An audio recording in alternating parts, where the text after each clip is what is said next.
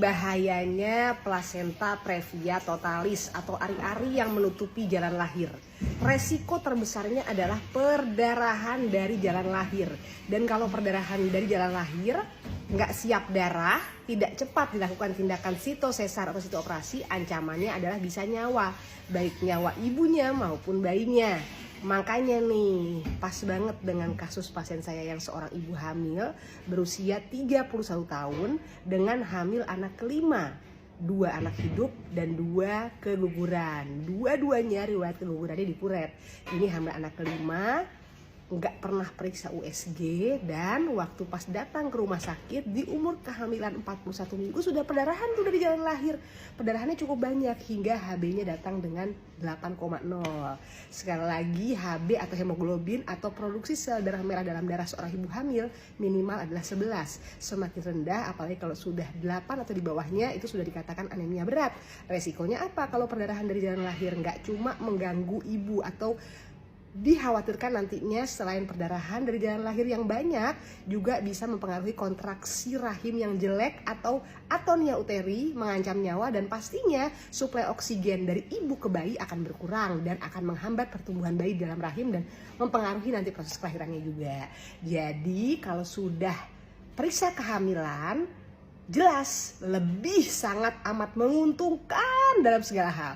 Dengan periksa kehamilan di puskesmas dulu, nanti misalnya ya, kalau BPJS kan berjenjang. Terus ditambah lagi USG ke dokter kandungan, trimester awal, trimester 2, nanti trimester 3 juga. Ya paling tidak 3 kali lah USG.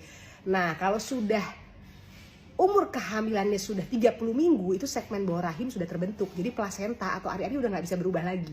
Kalau di bawah 30 minggu masih bisa tuh berubah karena segmen bawah rahim belum terbentuk. Tapi kalau sudah 28-30 minggu, itu segmen bawah rahim sudah terbentuk dengan sempurna. Jadi kalau plasenta sudah nempel di depan jalan lahir atau plasenta previa totalis, ya sudah, artinya tidak ada kesempatan untuk lahir normal. Diaktifkan, direncanakan 38-39 minggu, diprogramkan sama dokter SPOG-nya untuk di SC. Kenapa? Karena kalau menunggu sampai sekencang-kencangnya selahir-lahirnya, nanti yang ditimbulkan adalah bisa jadi emergensi, operasi tidak baik, perdarahan dari jalan lahir, beresiko mengancam ibu dan bayi. Makanya plasenta previa totalis atau plasenta previa marginalis kah, parsialis. Kalau parsialis itu menutupi sebagian. Kalau marginalis, plasentanya mendekati serviks. Kalau plasenta letak rendah, jaraknya 2 cm dari serviks ke plasenta. Itu operasinya harus dijadwalkan kalau memang perlu operasi. Seperti misalnya plasenta previa totalis, menutup total.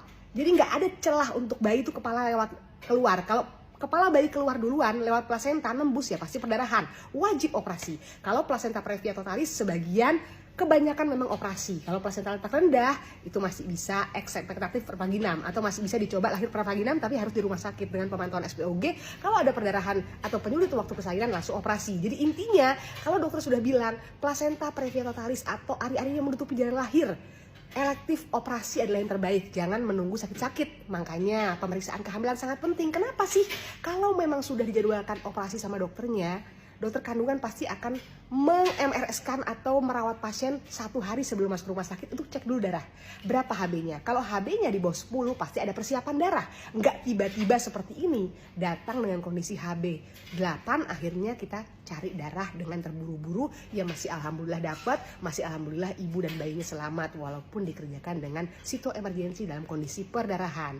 Jadi antepartum bleeding et causa placenta previa totalis plus fluxus aktif, itu diagnosis sito. Itu perdarahan dalam kondisi di dalam rahim bayinya dengan placenta previa totalis plus fluxus aktif, perdarahan aktif dari jalan lahir. Bahaya banget, harus ditangani secara cepat ya, dan persiapannya juga tepat. Apa persiapan darah?